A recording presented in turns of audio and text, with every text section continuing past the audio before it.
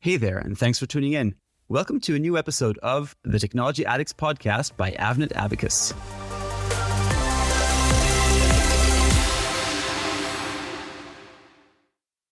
Car manufacturers in Europe complain that the expansion of our electric car charging infrastructure is not progressing fast enough. ACEA, the European Automobile Manufacturers Association, expects demand for 7 million connections in Europe by 2030. Far more than the 3.9 million charging points planned by policymakers. The high demand for charging stations is also accompanied by rapid developments in charging and battery technology. So what can be done to ensure that charging station manufacturers can quickly serve the market with up-to-date technology? Today, I'll be discussing all of the above with Andre Aurel, the Director of City and Infrastructure Segment at EBV Electronic. Welcome, Andre. Hello, thanks for having me. So let's move right to my first question, Andre. Why is it so important to reduce the time it takes for a new charging station to arrive on the market? Now is the perfect time. We are all facing great challenges in terms of the energy transition, and there is not much time available.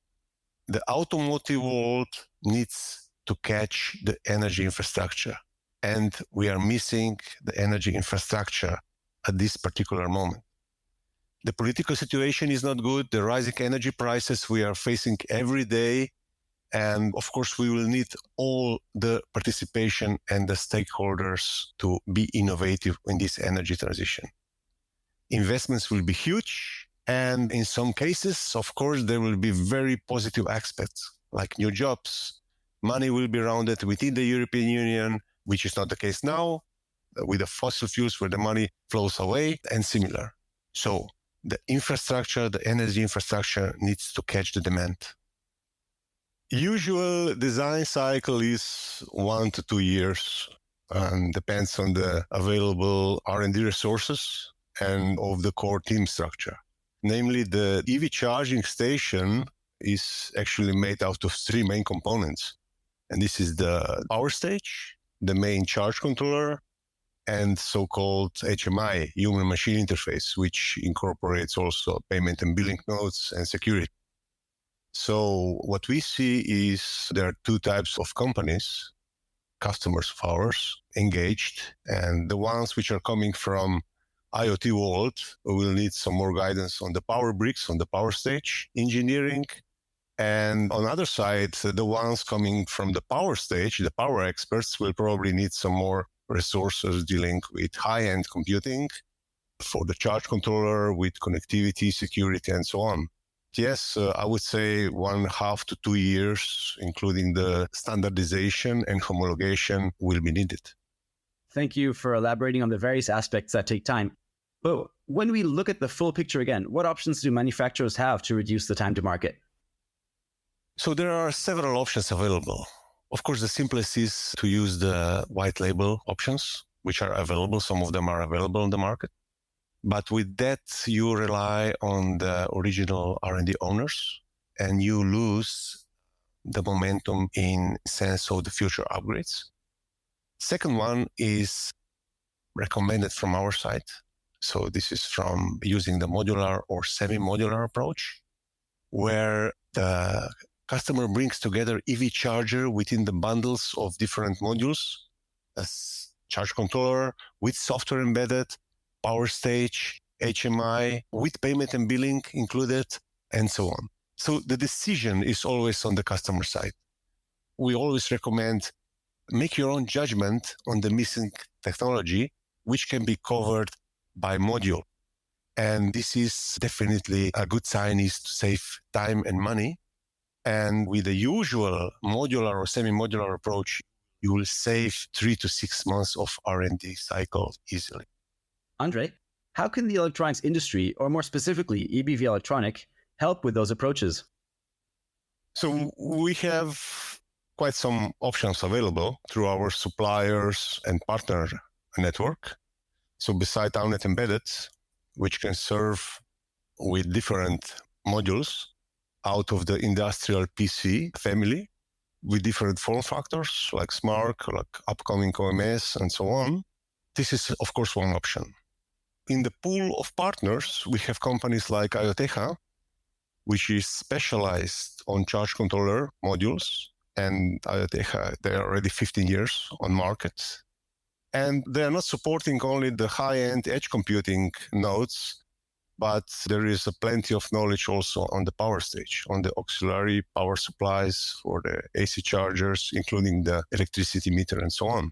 We shall not forget our vendors, our core power vendors like Infineon, ST, onsemi, and NXP, which can support our customers with evaluation kit approach. And this is not just a usual evaluation kit approach. It's actually, they can deliver the bill of material, they can deliver schematics, Gerbers, actually all the content for the blueprint PCB approach. And this is again fast track to market because customers can simply clone their power stage. And this is, of course, very useful for the DC charging stations and the DC wall boxes. So, Andre, you've already elaborated a little bit on my next question, but just to make it really crisp and clear, which modules do EBV or Avnet already supply for chargers today? As I said, from Avnet Embedded portfolio, we are already engaged with smart form factor portfolio. They're usually based, or we prefer to use the IMX cores from NXP. There is much more to come here, and in a couple of months, we will have really a charge controller bundle together with Lumisil analog front-end evaluation kits. And this is really state-of-the-art currently. The other approach is, as I mentioned before, modules from our partners like IoTeha. So IoTeha is really gaining the share. They have experience on the market. And the main differentiator is software plug and charge embedded on the module. And of course, all those guys already gained their experience on AC charging, which is especially important due to networking. And especially because this know-how will be used for the DC chargers as well. And actually, the rest of the modules are really connected to semi-modular approach, where, as I mentioned before, our core suppliers can deliver professional evaluation kits, which can be more or less cloned. Andre, what's the role of software in charging stations? Well, the software is a key differentiator. So saying that, of course, the EV charging station, first of all, needs to charge properly. And on the top of that, the charging event itself needs to fulfill all the requirements from different owners. So system integrators, utilities, and on the other side, the automotive world. At the moment, software is a core visible role within the energy sector, especially talking about the smart grid. We are facing also optimized RTOS systems or home-plug Green PHY protocols with ISO 15118 and different kind of connectivity protocols like OCPP, MQTT, and so on. So many other, let's say, traditional smart grid standardization bodies like the LMS COSM are also entering into EV charging market. And I believe the software itself is a wide spectrum of differentiating facts. And of course, just taking in account also the data privacy, which is a very critical point, talking about the new age smart grid. And of course, when enter into the non-intrusive like kind of protocols, we need to be extremely careful about GDPR rules. And this is important. And software and all this is on the shoulders of the software. Do EBV, Avnet Abacus, or Avnet Embedded also have a part to play in that? For instance, is there such a thing as software modules? Oh, yes, we are investing a lot. Avnet in general, but also in EBV, we have great AI experts already. And yes, we're looking deep into the artificial intelligence and into the Internet of Energy world. And as I mentioned before, the pattern recognition and non-intrusive load management and similar, all these options present, let's say, a common value for the customers in following years. To be clear, we don't want to enter into competitive game with our customers, but we are carefully looking into the common era, let me put like this, in common era of prosumers, meaning consumers, we can produce energy, which could share the exceeds of energy in the future. And this will bring additional value into the grid. And yes, I would say the artificial intelligence modules embedded on the components, on the microcontrollers or modules I believe we will see this as a Lego blocks in the future. And Andre, how important are standards for the hardware and for the software?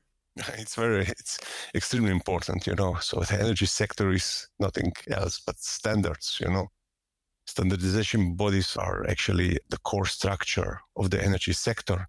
And historically, we know that the design cycle of the meter, it takes a long time, because even if you want to launch a new meter on the market, it will take minimum 4 years to pass all the PTB tests and standardization, which is needed. So yes, very important. What we are facing here now is, let's say, software add-ons, and within the energy transition period, there are some other ecosystems where interfere. And I believe the standardization bodies needs to act fast and to be innovative, especially when we talk about future decentralization needed on the grid. That means even we will have to deal in some sort of industrial blockchain and new tariff handling systems. And this will need a lot of work from the standardization bodies. Are policymakers the only ones to handle standards-related matters, or does the industry have a voice in shaping them? Yeah, it's a very good question. Look at the situation we are living nowadays. It is the first time in our history when the automotive industry was dictating the tempo to the energy sector. In last decades, I must say the utilities, the energy providers, DSOs, were pretty calm compared to the energy transition we are living now, or energy transition years to come. So this situation is dictating the tempo now to the standardization bodies and to policymakers, if you want, and they need to lead the show with innovations, in my opinion. I'm sure that in next 10 years, the market will stabilize. That's a fact. Production will catch up with demand. Different business models will be there, as well as different forms of electric vehicles, and the market of used electric vehicles will be there, established with refactoring and reusage. This is especially important for the battery recycling. And I'm sure that the mega sales of the electric cars is still to come and will start to ramp up. And there will be no need to ban, in my opinion, of combustion engine car sales by 2035. The European Union, in my opinion, should rather regulate a single system of payment and authorization of a fast charging stations along motorways, in which billions of euros have been already invested. So I believe there is still much to be done here, and we need to have innovative people everywhere. Getting back to the charging stations themselves, how can charging station manufacturers differentiate themselves against each other if their products are all the same at their core? I mean, what are the modules that EBV and Avnet can offer? Yeah, that's a good question. Yes, I mentioned before differentiators within the software add-ons, but what we have here is a sandwich strategy, right? So do you agree? It's actually on one side, we have automakers with their needs, wishes, possibilities, and so on. And on the other side, we have utilities, DSO, energy providers, and so on. So the EV charging is just in between. So in order to differentiate, they need to serve both sides. If they serve only one side, I believe this is not a clear differentiation. So we need to serve both sides. We need to see what are the core software ingredients they need for further analytics, to grid balancing, and so on. And there is a lot of things upcoming, as I mentioned before, blockchain and similar. So there will be a huge economical need and massive aggregation trend, which needs to bring an added value. And that's a fact. So there is a lot of opportunities here to differentiate on both sides. So, Andre, we have a better understanding of EBV's and Avnet's role in this.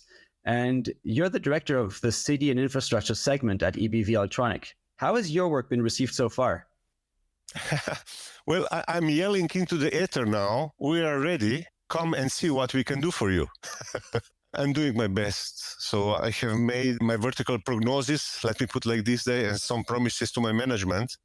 So there is nothing but a passion. So energy for me is a passion, and my passion is energy. And yeah, the old Greek said, what is the life without a passion? Well, let me tell you, your passion is palpable. So, Andre, how can your work reduce the time to market in terms of charging station development? Do you have any insights into that? Yes. For charging station development, so using a modular or non-modular approach, or both, or combination of both, which are the most of the cases, we can reduce the time for approximately a year. If I compare the design cycle from scratch to the modular approach, is 1 year advantage, I would say. And don't forget, we are still not out of the semiconductor shortage crisis. And alternative search and compensation is still a major part of our work. But this is what we do. We are EBVs on stage for last 50 years, and we are semiconductor disty. And yes, it's absolutely a good time to have good friends. That's a very nice ending note. Thank you very much, Andre. And dear listeners, if you'd like to get in touch with Andre, you can reach out to him, and you'll find all the contact information on this campaign and about Andre Orel in the show notes. Please feel free to subscribe to our podcast, The Technology Addicts, on your favorite podcasting platform. Andre, once more, thank you for joining the podcast and for all the insights you shared with us today. It's a pleasure.